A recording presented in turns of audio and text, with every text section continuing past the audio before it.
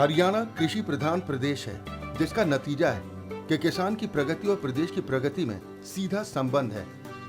यही वजह है कि मुख्यमंत्री मनोहर लाल के नेतृत्व में नई तकनीक और नए ज्ञान का उपयोग करके जिस तरह से कृषि क्षेत्र में हरियाणा विकसित हो रहा है, उससे सूबे के किसानों को भी प्रेरणा मिल रही है।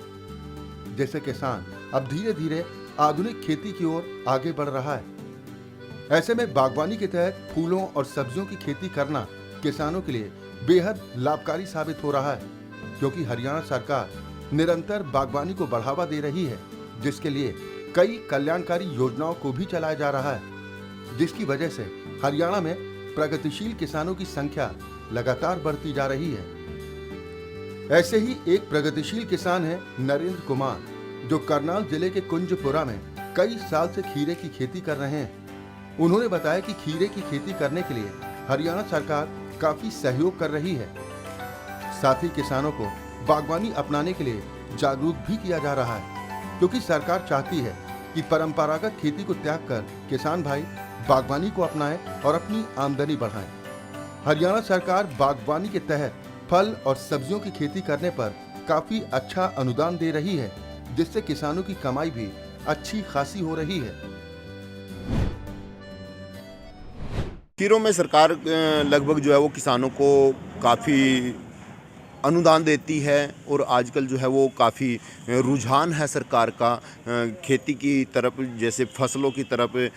परंपरागत फसलें छोड़कर, जैसे जीरी छोड़कर और गेहूं की फसल छोड़कर जो है उसके बाद जैसे आप लोग जो है वो सब्जी की फसल कर सकते हैं, तो सब्जियों पर जो है वो काफ़ी अनुदान दिया जा रहा है और अच्छे अच्छे कहीं ना कहीं एक इनकम भी होती है किसान को, कहीं ना कहीं ऊपर उठता जा रहा है किसान। प्रगतिशील किसान नरेंद्र कुमार बताते हैं कि पहले वो परंपरागत खेती के तहत गेहूं और धान की खेती करते थे, जिसमें मुनाफा कम और लागत ज्यादा लगती थी। जिसके बाद उन्होंने बागवानी को अपनाया और सब्जियों का उत्पादन करना शुरू किया। उन्होंने बताया कि बागवानी के तहत खीरे की खेती काफी अच्छी है, क्योंकि इसमें मुनाफा काफी अच्छा है। तो अपने बारे में बताइए, आपने भी जो खीरा वगैरह लगाया हुआ है, किस तरह से देख रेख करते हैं, क्या कुछ करना चाहिए? मैंने सर खीरा लगाया था 6 महीने बाद की फसल है। 6 महीने बाद मैं खीरा लगाता रहता हूँ, तो अच्छी फसल है, अच्छी इनकम मिलती है। तो कहीं ना कहीं पहले ना मैं करता था जीरी और गेहूं की मोटी फसल किया करता था, अब उसके बाद मैं जैसे ही सब्जियों के अंदर आया, जैसे मैंने अब खीरा लगाना शुरू किया, धनिया की फसल की, कहीं ना कहीं लहसुन की फसल की, तो जैसे ही सब्जियाँ करनी शुरू की तो कहीं ना कहीं अच्छी इनकम जो है उससे मिल रही है।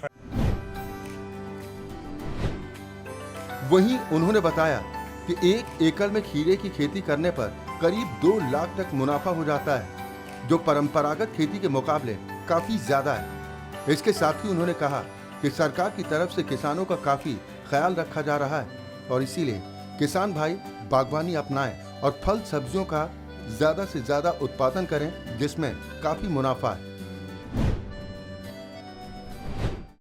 लगभग 1 लाख, 1.5 लाख, 2 लाख तक की भी जो है वो फसल चली जाती है, तो अच्छी इनकम हो रही है, अच्छा फ़ायदा हो रहा है। तो क्या कुछ कहना चाहेंगे सरकार की तरफ से जो सब्सिडी दी जाती है? सरकार की तरफ से किसानों की तरफ अच्छा ध्यान दिया जा रहा है। इस वक्त अच्छी मोटी मोटी जो है वो सब्सिडियाँ दी जा रही हैं, तो सभी से अपील करूँगा कि आप जो है वो सरकार के इस फ़ायदे का ज़रूर लाभ उठाएँ और आप जो है कहीं ना कहीं सब्जियों की तरफ ज़रूर ध्यान रखें।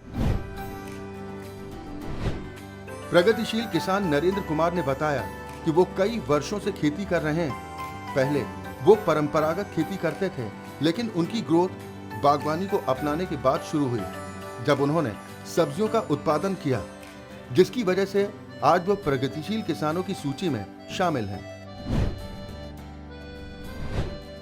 कब से खेती कर रहे हैं और क्या कहना चाहिए किसानों? लगभग 10 से 15 साल मुझे लगातार हो चुके हैं खेती करते हुए और अच्छा फ़ायदा जो है, मैं पहले बता चुका हूँ, पहले जो है मैं मोटी खेती किया करता था। अब जब मैं फसलों की तरफ, जो सब्जियों की तरफ जब मेरा ध्यान गया, तो उसके बाद जब उससे अच्छा ग्रोथ हुआ।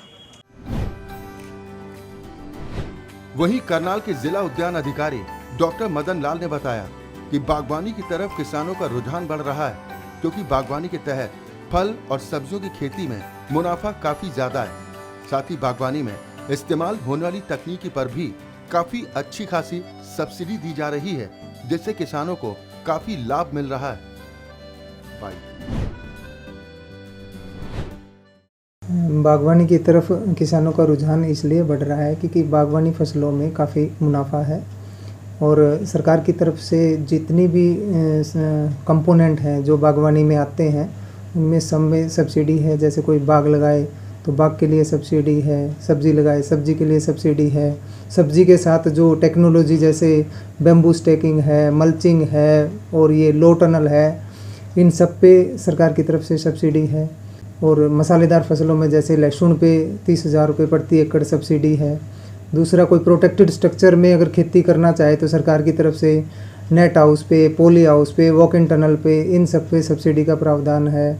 कोई बिना खेती के जैसे कोई मधुमक्खी पालन का काम करना चाहे, कोई मशरूम प्रोडक्शन का काम करना चाहे तो उन पे भी सब्सिडी है विभाग की तरफ से। वहीं जिला उद्यान अधिकारी डॉक्टर मदन लाल ने जानकारी देते हुए कहा कि बागवानी विभाग की ओर से किसानों को मुफ्त ट्रेनिंग दी जाती है और लगभग हर जिले में बागवानी केंद्र खोला गया है, जिससे किसानों को काफी फायदा मिल रहा है। ट्रेनिंग के लिए मैं आपके माध्यम से किसान भाइयों को बताना चाहूँगा कि सरकार ने किसान की परेशानी को देखते हुए लगभग हर ज़िले में बागवानी के सेंटर बनाए हैं। अगर मैं करनाल की बात करूँ तो करनाल में 2 सेंटर तो हमारे जैसे एक आलू पे और एक सब्जी पे करनाल में बना हुआ है। इसके अलावा करनाल में ही हॉर्टिकल्चर ट्रेनिंग इंस्टीट्यूट भी है। एक और सुविधा दी है सरकार ने, करनाल में ही महाराणा प्रताप हॉर्टिकल्चर यूनिवर्सिटी है, वहाँ पे भी प्रशिक्षण दिया जा रहा है। कुरुक्षेत्र में रामनगर में एक मधुमक्खी पालन का है, जहाँ पे भूमिहीन कोई भी आवेदक जाके प्रशिक्षण लेके सरकार की स्कीम का लाभ ले सकता है। और कुरुक्षेत्र में ही लाडवा में एक फल केंद्र है, सिरसा में फल केंद्र है जहाँ पे प्रशिक्षण दिया जाता है। तो अलग अलग ज़िलों में किसानों को यह सुविधा ना हो, वहाँ पे प्रशिक्षण का सरकार ने सेंटर बनाए हुए हैं और फ्री ऑफ कॉस्ट किसानों को प्रशिक्षण दिया जाता है। यदि किसान कोई दूर दराज जाके हमारे सेंटर पे प्रशिक्षण लेता है तो उसको आने जाने का किराया भी दिया जा रहा है और वहाँ पे रहने और खाने की सुविधा भी है। उन्होंने बताया कि संरक्षित खेती के तहत नेट हाउस या पॉली हाउस में प्राकृतिक आपदा से फसलों को नुकसान नहीं होता, इसलिए संरक्षित खेती करना फायदे का सौदा है। सर, देखने में आया जिनके पास कम भूमि है किसानों के पास, वो परंपरागत खेती को छोड़ के कहीं ना कहीं बागवानी की तरफ और नेट हाउस की तरफ रुख किया है। तो उसमें चाहे खीरे की फसल या अन्य फल की सब्जी की फसल, उसको लेके काफ़ी मुनाफा कमा रहे हैं। तो किस तरह से सर सब्सिडी वगैरह दी जाती है सरकार की तरफ से? अधिकतर किसान नेट हाउस का ही, जैसे स्ट्रक्चर की बात करूँ तो नेट हाउस में ही खेती कर रहे हैं। उसका कारण यह है कि नेट हाउस में प्राकृतिक आपदा से जैसे तूफान वगैरह आ जाए तो पॉली हाउस में पॉली शीट फट के नुकसान हो जाता था। अब नेट हाउस में भी उसी तरह की खेती हो रही है और किसान, मैं अगर करनाल की बात करूं तो बहुत सारे ऐसे किसान हैं जो बहुत अच्छा मुनाफा इसमें ले रहे हैं। एक एक फसल में राशन की तरफ हमने देखा है कि 600 क्विंटल खीरा की उपज हो रही है और उसमें अगर 10 रुपये भी अगर एवरेज रेट लगाया जाए तो 6 लाख रुपए का एक ही फसल से खीरा जाता है और 2 फसल बहुत कामयाब फसलें होती हैं, जिससे किसान को एक साल में 6 से 7 लाख रुपए का मुनाफा हो जाता है। अगर किसान खुद प्रशिक्षण लेके अच्छे से और उसको प्रोटोकॉल को फॉलो करे तो कोई नुकसान नहीं है।